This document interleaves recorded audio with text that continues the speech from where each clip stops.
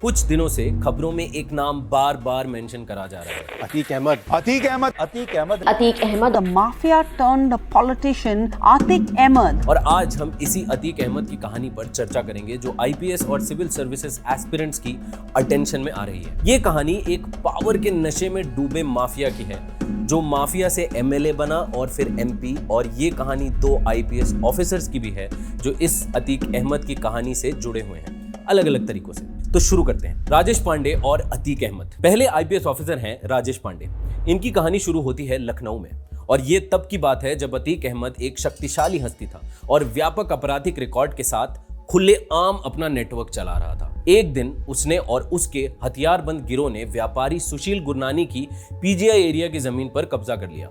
इस समय अतीक अहमद खुद उस जमीन पर खड़े होकर गुरनानी से कहता है, मेरी फोटो खींच लो और दिखा दो जिसको दिखानी है। कहा था फोटो खींचना है खींच लो, लेकिन कोई भी कार्रवाई करने के पहले बहुत सोच समझ लेना। सरकार भी हमारी है और हम अपने आप में बहुत बाहुबली हैं। हम जो कुछ करना चाहेंगे वो करेंगे।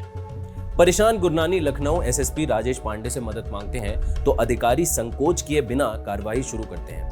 लैंड की ओनरशिप की पुष्टि करने और अवैध कब्जे के सबूत इकट्ठा करने के बाद आईपीएस राजेश अपनी सेना को भेजते हैं ताकि गुरनानी के लिए जमीन को डिमार्केट करा जाए। अंत में अतीक अहमद के आदमियों को जमीन छोड़नी पड़ती है। इससे अतीक अहमद काफी गुस्सा हो जाता है। अब बात प्रेस्टीज की है। अतीक बदले में गुरनानी के सिल्वेट होटल पर कब्जा कर लेता है, सीसीटीवी बंद करवाता है, फिर से गुरनानी को धमकी देता है।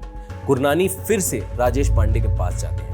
आईपीएस राजेश कहते हैं आप एफआईआर करवाइए, मगर अतीक के डर के कारण गुरनानी ऐसा करने से इनकार कर देते हैं। मगर राजेश पांडे इसके बावजूद ये इंश्योर करते हैं कि गुरनानी की जमीन पर अतीक कब्जा ना कर पाए। राजनीतिक दबाव के बावजूद भी राजेश पांडे अपनी बात पर कायम रहे और माफिया के सामने झुकने से इनकार करते रहे। आज गुरनानी की जमीन उन्हीं के पास है। वो डिमार्केशन की लाइन अभी भी बनी हुई है और उस जमीन पर काफी पेड़ पौधे उग गए हैं। अतीक अहमद केस। इस माफिया को मिट्टी में मिला देंगे।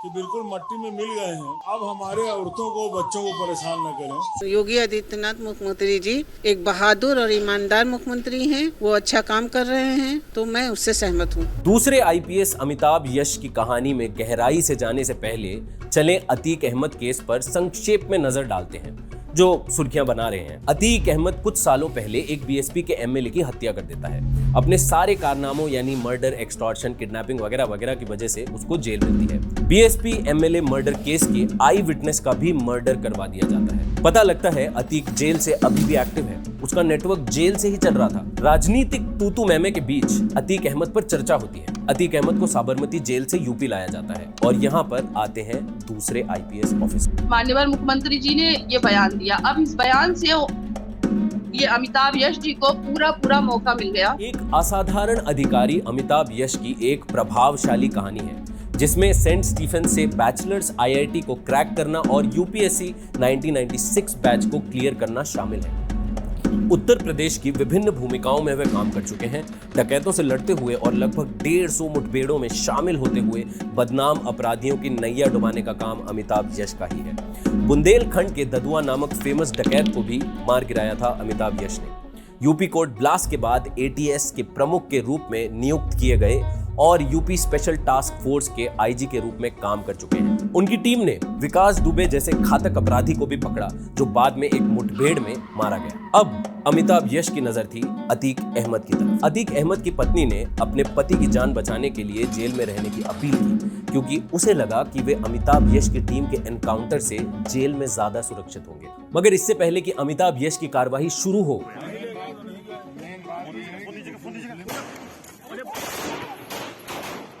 कुछ विजिलेंटीज ने अतीक अहमद की सरेआम हत्या कर दी। ये नेशनल न्यूज बना, चर्चाएं हुई और वहीं कहीं इन दो आईपीएस ऑफिसर्स की कहानी भी नोटिस होने लगी।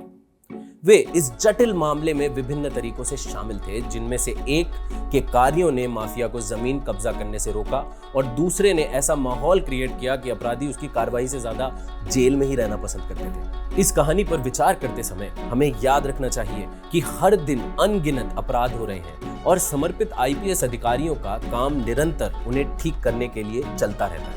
अतीक अहमद पब्लिक डिस्कोर्स का एक महत्वपूर्ण आंकड़ा जरूर हो सकता है, लेकिन जनरल रियलिटी में हमें याद रखना होगा कि ऐसे काफी माफिया अभी भी हैं जो बल के उपयोग से अपने लक्ष्यों को हासिल करने की कोशिश करते रहते हैं। और यही आईपीएस अधिकारियों की भूमिका हमारे समाज में संतुलन और न्याय बनाए रखने में एक महत्वपूर्ण रोल निभाती है। हमारे साथ अतीक अहमद केस और राजेश पांडे और अमिताभ यश की हस्तक्षेप की इस यात्रा में शामिल होने के लिए धन्यवाद। और ऐसी कई और कहानियों और इनसाइट्स के लिए लाइक, शेयर और सब्सक्राइब जरूर करें।